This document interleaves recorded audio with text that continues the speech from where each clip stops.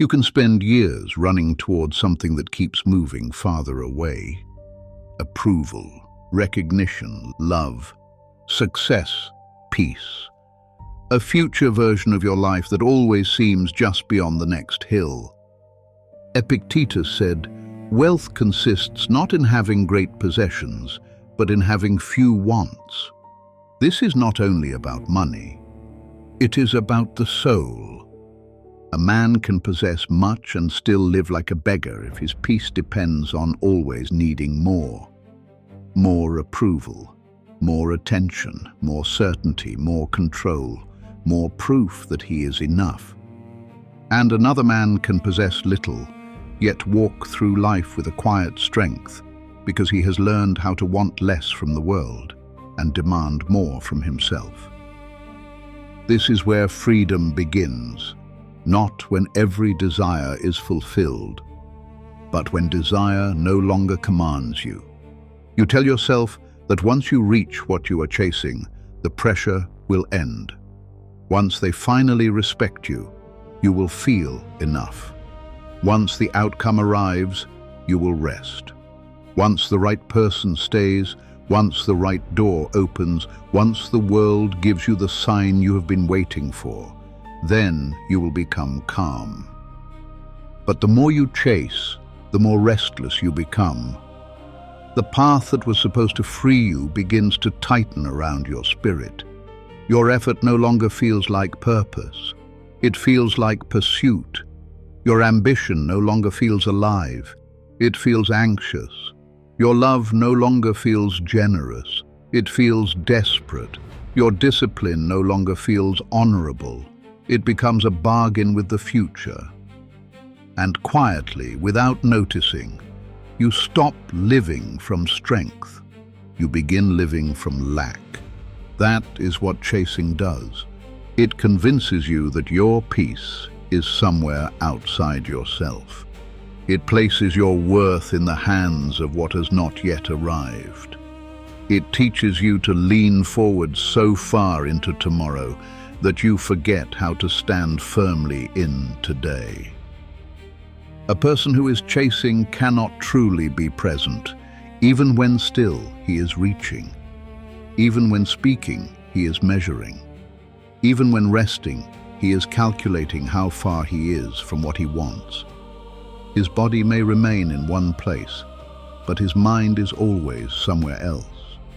And this is where suffering begins. Not because desire is evil, not because ambition is wrong, not because you should stop caring about your life. The Stoic does not teach you to abandon effort. He teaches you to purify it. There is a difference between walking toward what matters and chasing what you believe will complete you. One comes from purpose. The other comes from fear. Purpose says, "This is worthy of my effort." Fear says, "I am nothing until I have it." Purpose moves with discipline. Fear runs with desperation. Purpose can wait. Fear demands proof. Purpose accepts the path. Fear only worships the outcome.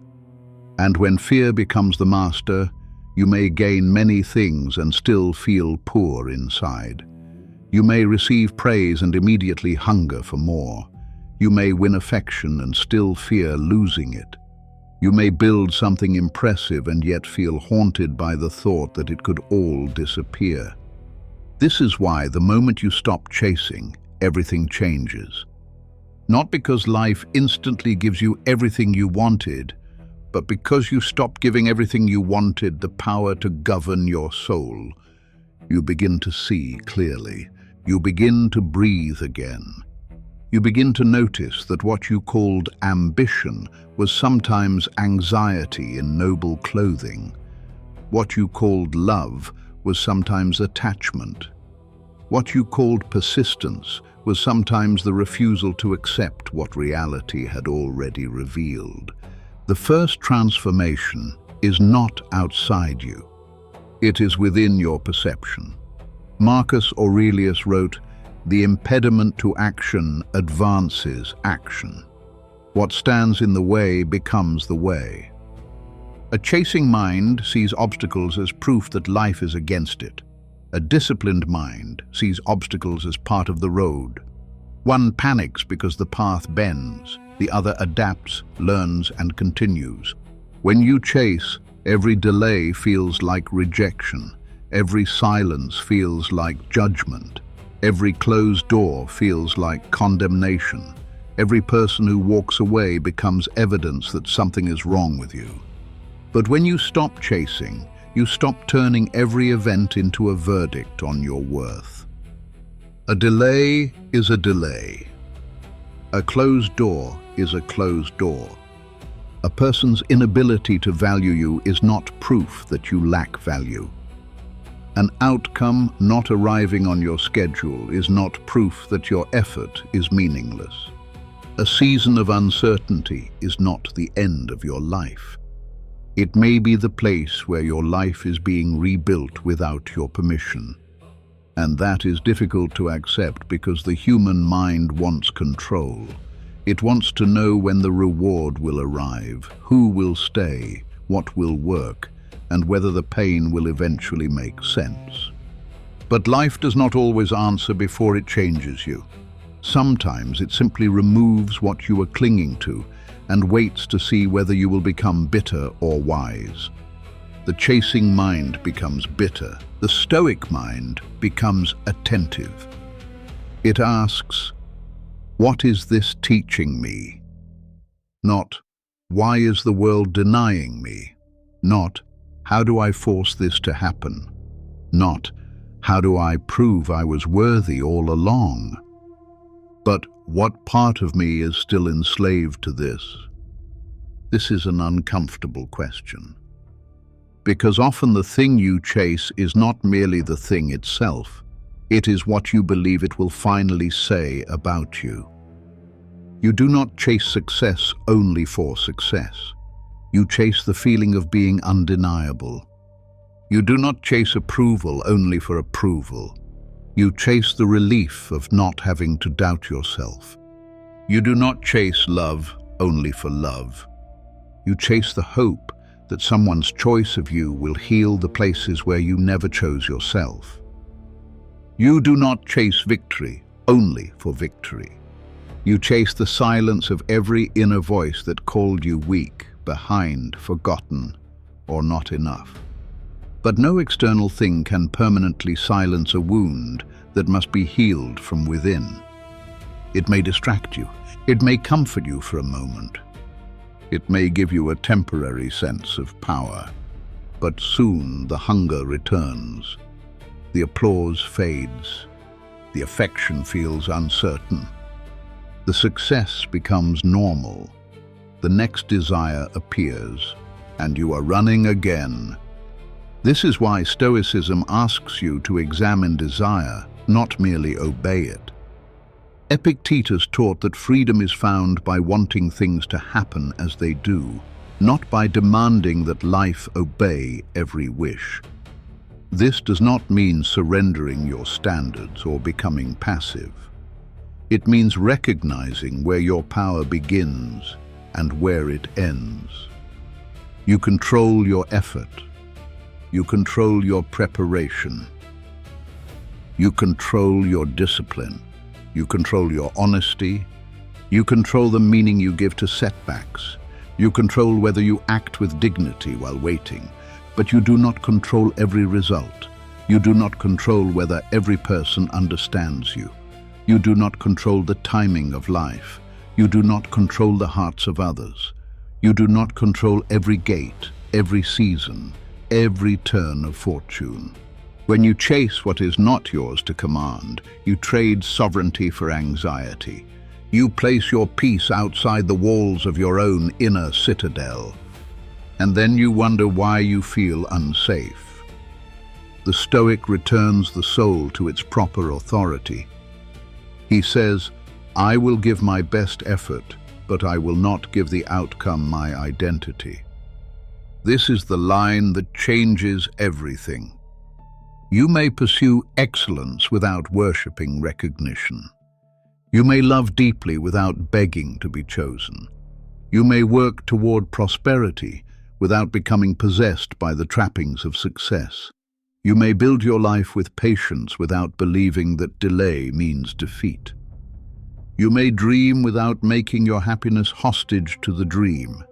This is not weakness. It is mastery. The weak man chases because he cannot bear uncertainty. The strong man acts because his character requires it, then releases what was never his to control. And releasing does not mean caring less about your life. It means caring correctly. You stop caring about appearances more than substance. You stop caring about being admired more than being honorable. You stop caring about speed more than direction. You stop caring about proving people wrong more than living rightly. You stop caring about being wanted by everyone and begin caring about becoming someone you respect.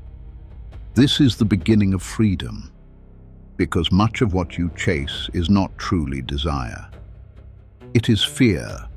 Fear of being left behind, fear of being unseen, fear of losing someone, fear of missing your chance, fear of being ordinary, fear of silence, fear of having to face yourself without the distraction of pursuit.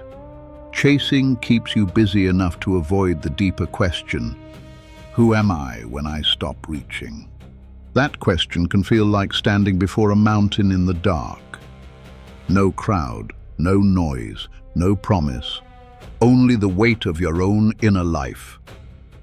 Many people refuse this silence. They would rather run toward anything than sit with the truth that they do not yet feel whole. They chase people, titles, possessions, victories, admiration, pleasure, drama, even suffering, because anything feels easier than stillness. But stillness is where the truth finally becomes audible. In stillness, you may realize that you were not chasing love. You were chasing rescue. You were not chasing success. You were chasing permission to respect yourself.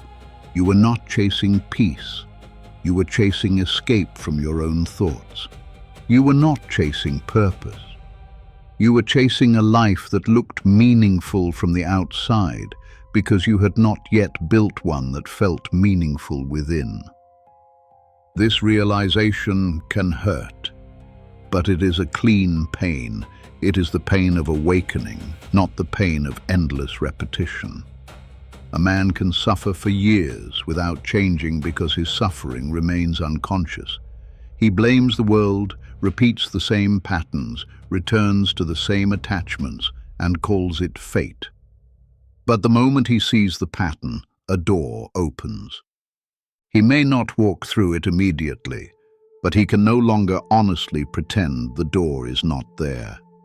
This is where your transformation begins, not with grand declarations, not with forcing the world to notice you, not with becoming colder, harsher, or more distant in order to appear strong. It begins with one quiet refusal. You refuse to keep begging life to become exactly what your fear demands. You refuse to keep proving yourself to those who benefit from your uncertainty. You refuse to keep investing your spirit in what repeatedly drains it. You refuse to call attachment love. You refuse to call desperation discipline. You refuse to call anxiety ambition. You refuse to chase what makes you abandon yourself.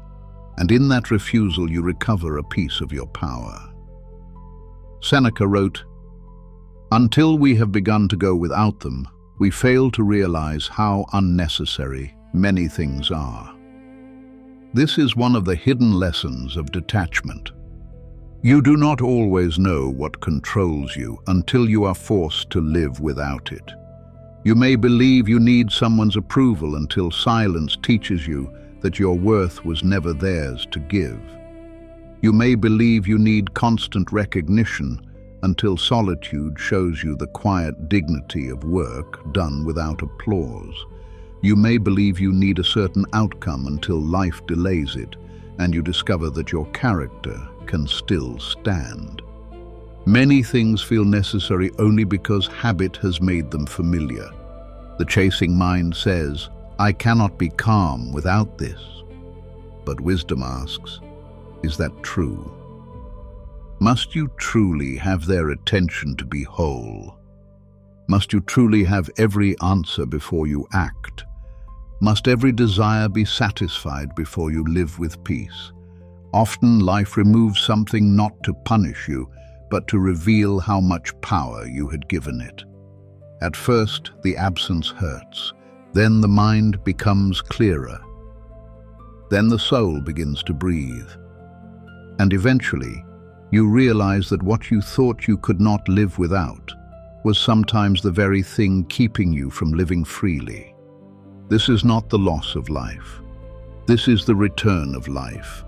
Because when something unnecessary falls away, your energy returns, your attention returns, your dignity returns.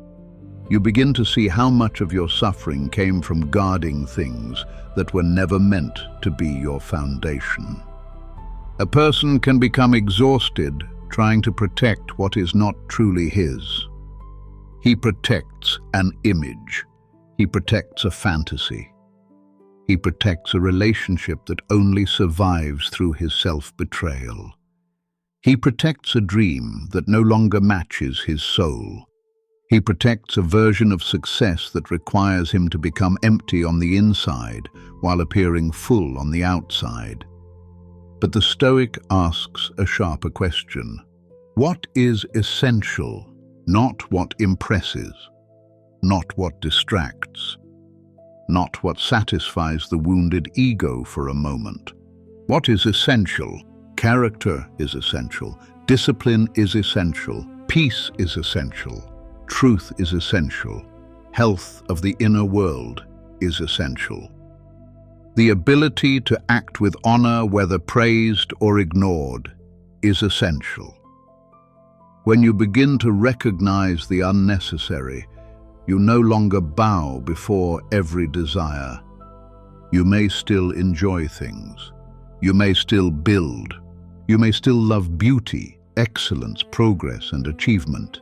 But you stop confusing what is useful with what is sacred. You stop letting temporary things occupy the throne of the soul. This is freedom. Seneca wrote, "It is not the man who has too little, but the man who craves more, that is poor." This is not only about possessions. It is about the poverty of a soul that never feels complete. A person can own much and still be poor if he is ruled by craving. He can be praised and still be poor if one criticism destroys him. He can be surrounded and still be poor if he cannot rest unless others constantly confirm his worth. Craving creates poverty because it says, "What I have is not enough. What I am is not enough. This moment is not enough." And when this belief becomes constant, life loses its sacredness. You no longer see what is present. You only see what is missing. You overlook loyal people while chasing unavailable ones. You neglect honest work while dreaming of recognition. You ignore small disciplines while fantasizing about a transformed life. You abandon the present path because another path appears more glorious from a distance. The chasing mind is rarely grateful. It does not mean to be ungrateful. It is simply too restless to notice. Gratitude requires attention. Chasing devours attention. A man who is always reaching cannot receive. This is why stopping the chase changes your relationship with everything around you. You begin to notice the essentials again, the breath before action, the quiet dignity of keeping a promise to yourself, the strength of doing your work without needing immediate reward, the rare peace of not answering every provocation, the beauty of a path that unfolds slowly, the loyalty of those who stand near you without spectacle. the feeling of becoming more rooted with each difficult season. You realize that life was not empty. You were too distracted by the horizon to see the ground beneath your feet. The Stoic does not reject the horizon. He simply does not worship it. He walks toward it with discipline while remaining present to the step before him.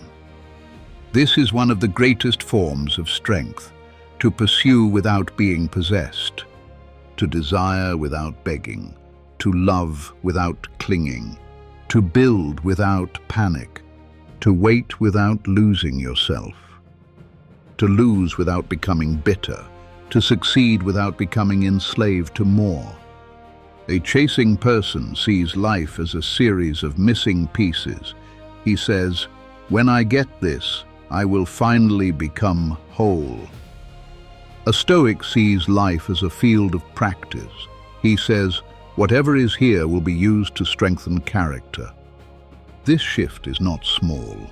It changes the entire structure of your inner world. When praise comes, you accept it with humility, but you do not inhale it like air.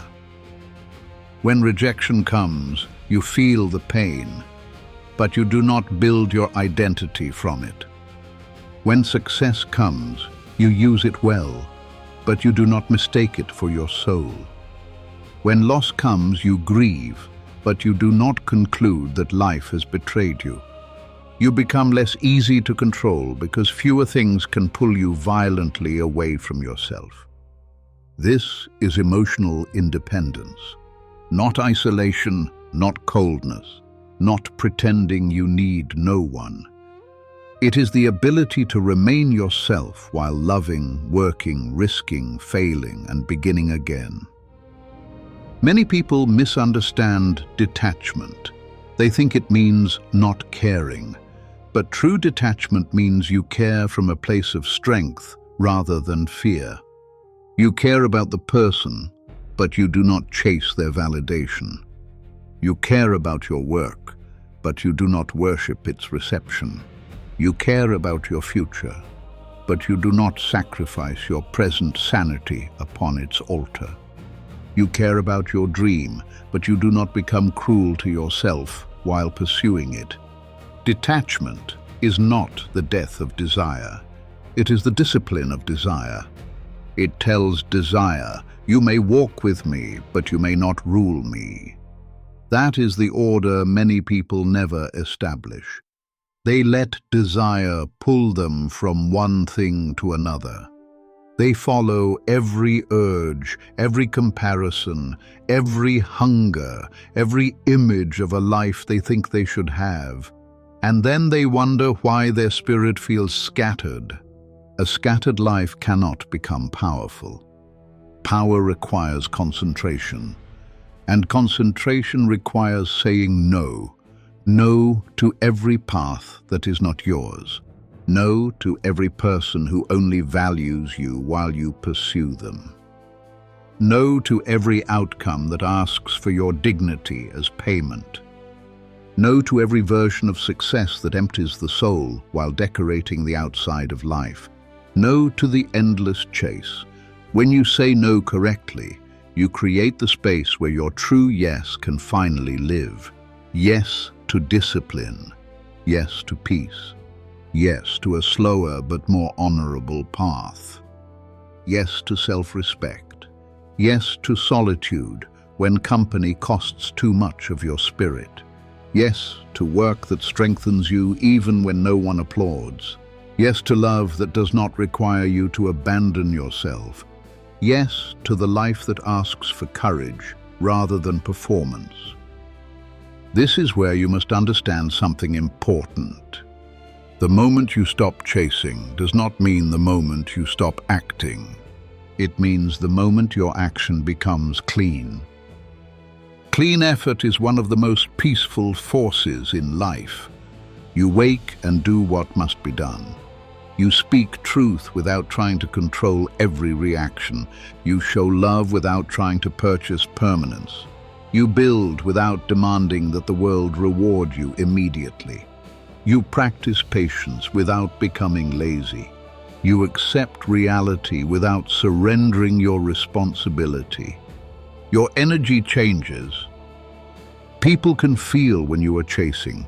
They may not name it, but they sense the hunger beneath your words, the need beneath your gestures, the fear beneath your attention. Chasing often pushes away the very things it tries to pull close. But when you stop chasing, you become grounded, not indifferent. Grounded. Your presence no longer demands. Your effort no longer begs. Your silence no longer trembles. You begin to carry yourself as someone who has returned home to his own soul. This changes how you move through conflict. Before, you may have argued to be validated. You may have explained yourself to people who had already chosen not to understand. You may have followed after those who left, not because they were good for you, but because abandonment touched an old wound. Now you pause. You ask, is this worthy of my peace? You ask, am I acting from love or from fear? You ask, does this pursuit make me more honorable or more dependent? You ask, if I receive what I am chasing, will I become freer, or will I simply fear losing it? These questions are not comfortable. They are liberating. A life changes when the questions change. The old questions were anxious. How do I make them choose me? How do I make them respect me? How do I prove I am enough? How do I force this outcome? How do I stop feeling behind? The Stoic questions are different. What is within my control? What action preserves my character? What desire is making me unfree? What would I do if I no longer needed applause? What can I release without losing myself? Marcus Aurelius wrote, "You have power over your mind, not outside events. Realize this, and you will find strength." This is the center of the entire teaching. You do not control who chooses you. You do not control who misunderstands you. You do not control when every door opens. You do not control whether life unfolds according to your private timetable, but you do control whether you abandon yourself in the chase. You control whether desire becomes your master. You control whether rejection becomes your identity. You control whether delay becomes despair. You control whether uncertainty makes you foolish or patient. This is where strength returns, not by forcing the world to obey you, but by refusing to let the world govern what was always meant to be ruled from within. When you understand this, the chase begins to lose its grip. You can still act. You can still love. You can still build. You can still dream. But now your soul is no longer kneeling before the outcome. These questions return you to sovereignty. They remind you that the real battle is not to possess everything you desire. The real battle is to stop being possessed by desire itself. A person who cannot release becomes a prisoner of whatever he holds. Sometimes the thing is good. A dream can be good. A relationship can be good. A goal can be good. Recognition can be useful. Prosperity can serve noble purposes. But even good things become chains when your soul cannot stand without them. The Stoic does not ask, "Is this pleasant?" He asks, "Does this make me free? Does this desire strengthen my character? Does this pursuit align with my nature and values? Does this relationship bring me closer to wisdom, honesty, courage, and peace? Does this goal require discipline, or does it require self-betrayal? Does this path deepen my life, or only impress spectators?" These are the questions of a person no longer hypnotized by appearances. When you stop chasing, appearances lose some of their power. you begin to see the difference between looking successful and living well, between being desired and being loved, between being feared and being respected, between being busy and being purposeful, between being surrounded and being connected, between winning an argument and preserving your soul. This is where maturity begins. A younger self may have believed that life was about taking hold of everything quickly. Every desire felt urgent. Every delay felt dangerous. Every loss felt permanent. Every rejection felt personal. But wisdom often arrives as a slower strength. It teaches you that some things cannot be forced without ruining them. A seed dug up every day to check its growth does not become a tree faster. A wound touched constantly does not heal sooner. A person pressured into staying does not become loyal. A goal pursued with panic does not become peace. Some things unfold only when you stop disturbing them. This is hard for a restless mind. The restless mind confuses stillness with failure. But stillness can be preparation. Silence can be training. Waiting can be strength.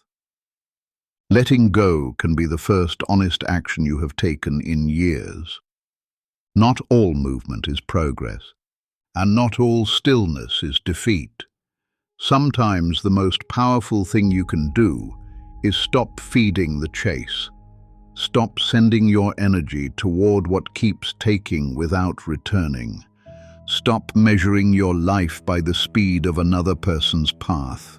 Stop turning every delay into a prophecy of failure. Stop trying to become valuable by convincing the wrong people to value you.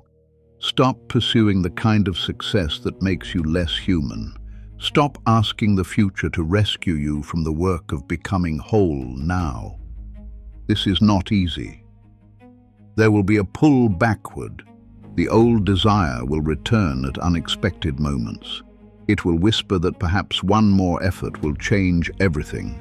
One more explanation, one more performance, one more compromise, one more attempt to control what has never belonged to you.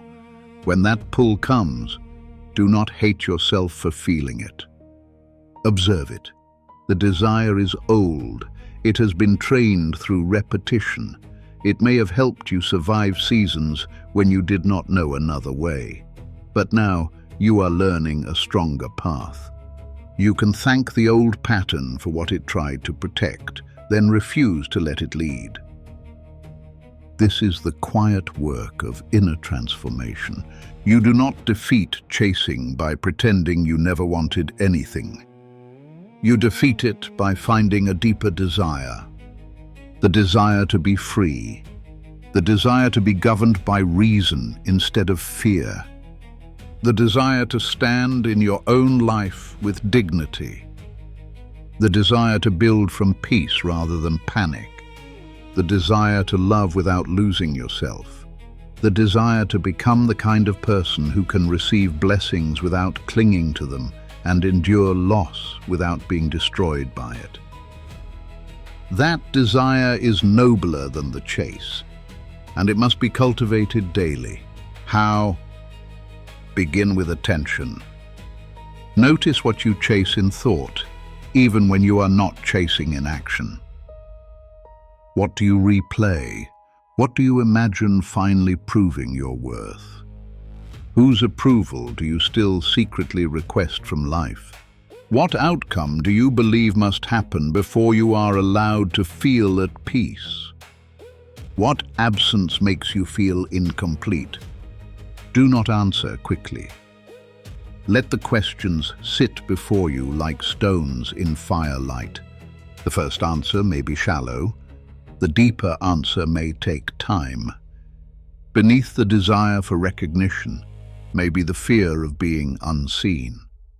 Beneath the hunger for control may be the fear of being hurt. Beneath the chase for wealth may be the fear of helplessness. Beneath the longing for someone's return may be the fear that you are not worth choosing.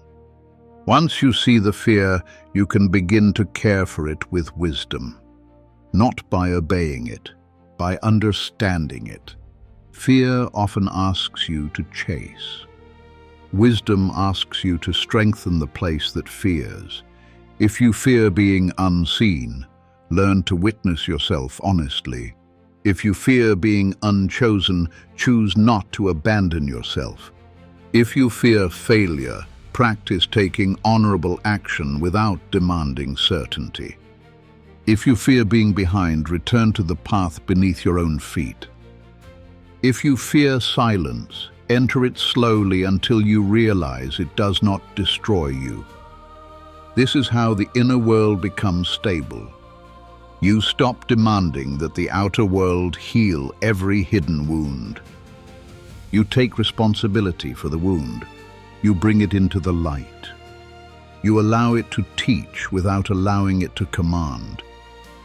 This is a difficult mercy, but it is mercy. Because as long as you believe the world must complete you, you will keep offering it the power to break you.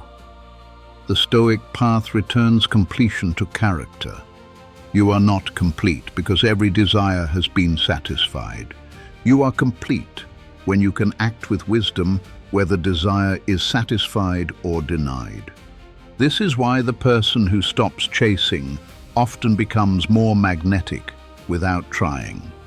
Not because he plays games, not because he withdraws to manipulate, not because he pretends not to care, but because he no longer leaks desperation. He becomes centered. His attention has weight. His words become fewer and cleaner. His actions become more aligned. His patience grows. He becomes less reactive to praise and less shattered by rejection. This steadiness is rare, and rare things are felt. But do not make even this another chase. Do not stop chasing in order to be chased. That is the same prison with a different mask. Stop chasing because your soul deserves peace. Stop chasing because your life is too sacred to be spent begging for reflections. Stop chasing because what is meant to walk with you should not require you to abandon yourself to keep it. Stop chasing because you cannot hear your calling while running after every echo. The mountain does not chase the clouds. The fire does not chase the night. The sea does not beg the shore to understand its depth. They remain what they are, and in remaining, they possess power.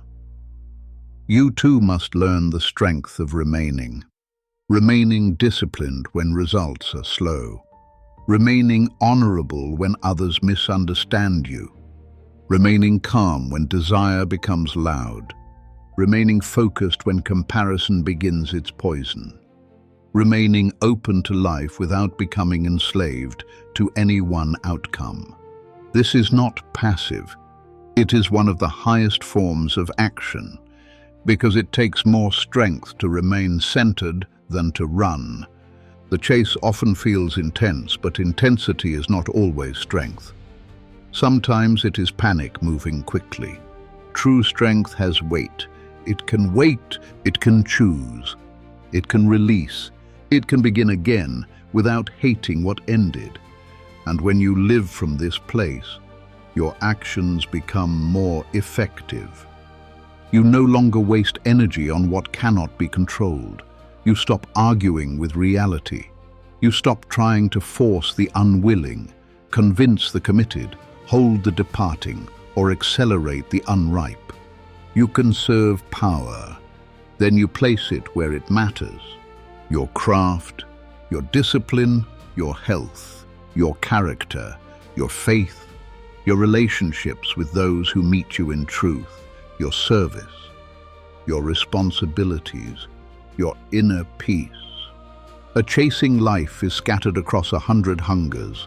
A stoic life gathers itself into purpose, and purpose creates a different kind of momentum. Slow but deep, quiet but enduring. It does not depend on excitement. It does not require constant proof. It does not collapse when one day is difficult. Purpose says, I know the direction, so I can endure the distance. This is what many people lack. They want signs more than they want discipline. They want certainty more than they want courage. They want arrival more than they want transformation. But the path changes you through distance. If everything came instantly, your character would remain untested. Your patience would remain shallow. Your identity would remain attached to getting what you want when you want it. Delay reveals what governs you. Does the dream still matter when no one applauds? Can you continue when progress is slow? Can you remain kind when affection is uncertain? Can you work without immediate reward? Can you release an outcome and still honor the effort? These are Stoic questions. They do not flatter you. They form you. And this is where the chasing self begins to dissolve. You stop demanding that life become easy before you become steady. You stop seeing obstacles as personal attacks. You stop treating every lost opportunity as the end of your purpose. You stop bargaining with your peace. You begin to realize that everything you chased was pointing to something deeper. You wanted love because you wanted connection. You wanted success because you wanted meaning. You wanted respect because you wanted dignity. You wanted control because you wanted safety. You wanted recognition because you wanted to know your life mattered. These deeper desires are not wrong. They are human, but they must be rooted in character, or they will be endlessly exploited by circumstance. Find connection through honesty, not attachment. Find meaning through service and disciplined work, not applause. Find dignity through honorable conduct, not another person's opinion. Find safety through inner strength and wise boundaries, not the illusion that life can be forced into certainty. Find significance by living in alignment with what is good, not by waiting for the world to announce your value. When the root becomes strong, the branches no longer panic in every wind. This is the calm but powerful resolution of the Stoic life. You still move, you still build, you still love, you still dream. But you do not chase, you walk. There is dignity in walking. A person who walks understands that the path deserves respect. He does not drag his soul behind his hunger. He does not abandon the present as though it were worthless. He does not make his peace dependent on the next sign from fate. He moves with intention. He acts where action is his. He releases where control is not. He accepts what has ended. He prepares for what may begin. He does not beg the closed gate. He strengthens the traveler. This is the line you must remember. What is truly yours will not require you to become a stranger to yourself. And what requires self-abandonment is too expensive, no matter how beautiful it appears. Some things you wanted may leave. Let them. Some dreams may change shape. Allow them. Some people may not see your worth. Do not hand them the mirror. Some paths may close. Look for the lesson in the stone. Some seasons may feel empty. Use them to become rooted. A life can change after loss. A man can become stronger after rejection. A soul can become quieter after years of noise. The end of chasing can become the beginning of peace. One day, you may look back and understand. The thing you chased was not always the thing you needed. The delay was not always denial. The rejection was not always destruction. The silence was not always abandonment. The closed road was not always punishment. Sometimes life was protecting the part of you that your desire was willing to sacrifice. Sometimes the unanswered prayer was the mercy. Sometimes losing the chase returned you to yourself. And when that realization comes, you do not become bitter, you become grateful, not for every pain, but for the wisdom that rose from it. You realize that you were being taught how to stand without begging, how to desire without slavery, how to love without fear, how to work without obsession, how to release without hatred, how to wait without misery, how to live without constantly leaning into what has not yet arrived.